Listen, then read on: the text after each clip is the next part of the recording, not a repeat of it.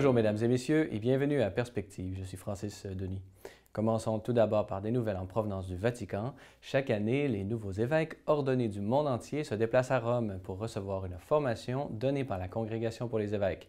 Ce cours annuel et qui se donne depuis 2001 aide les évêques dans leur nouveau ministère de successeurs des apôtres, en suivant nombre d'activités telles que des conférences, des visites des différents services et dicastères de la curie romaine à leur disposition.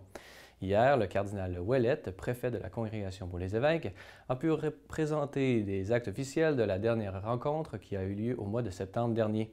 Notre collègue Samuel Blény de Radio Vatican a pu le rencontrer. Voici un extrait de cet entretien.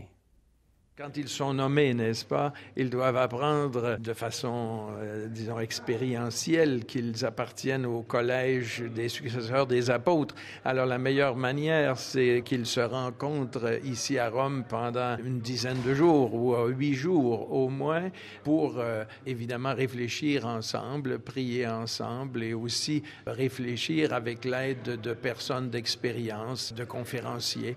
Parce que les nouveaux évêques, ils doivent apprendre qu'ils ont dorénavant une responsabilité universelle avec le Saint-Père. Aujourd'hui même avait lieu à Rome la messe de clôture de l'année de la vie consacrée en la basilique Saint-Pierre de Rome.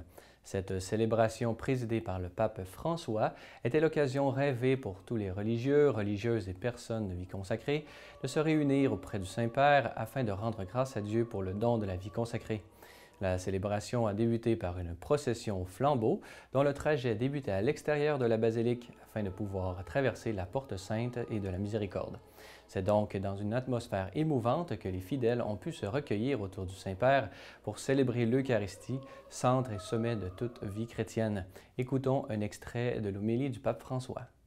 Les consacrés hommes et femmes sont appelés tout d'abord à être des hommes et des femmes de la rencontre. La vocation, en effet, ne commence pas par un autre projet, qui aurait été pensé sur une table, mais par une grâce du Seigneur qui nous rejoint par une rencontre qui change notre vie. Celui qui rencontre vraiment Jésus ne peut pas rester le même. Lui est la nouveauté qui change, qui fait nouvelle toutes les choses.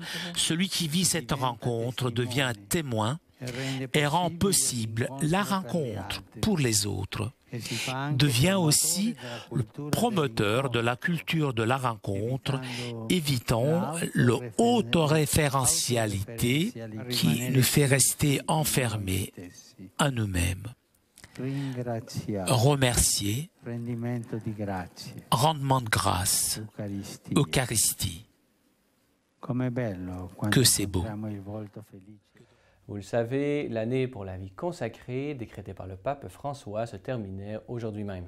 Pour l'occasion, beaucoup de messes avaient été organisées partout dans le monde.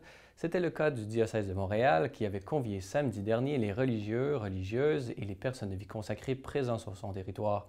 Dans son homélie, Monseigneur Christian Lépine a manifesté l'importance de la vie consacrée pour la vie de l'Église, présente et future, et a invité tous les fidèles à prendre l'occasion des festivités du 375e de la ville de Montréal pour manifester à toute la société l'apport crucial qu'a pu jouer la vie consacrée dans l'édification de la société québécoise et montréalaise.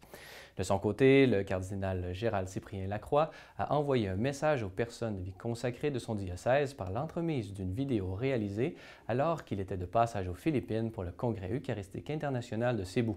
Je vous propose d'en écouter un extrait. C'est trop court une année pour dire merci à vous les hommes et les femmes consacrés pour tout ce que vous avez apporté et continuez d'apporter à la vie de notre peuple et de notre Église québécoise. C'est énorme. Que serait le Québec sans la vie consacrée? Nous devrions rendre grâce à tous les jours pour le don de votre vie, de vos communautés, de vos saints fondateurs et fondatrices et pour votre présence encore aujourd'hui. Voilà, c'est tout pour aujourd'hui. Si vous avez des questions ou commentaires, vous pouvez m'écrire à l'adresse qui apparaît à l'écran. Merci d'avoir été des nôtres. À la prochaine.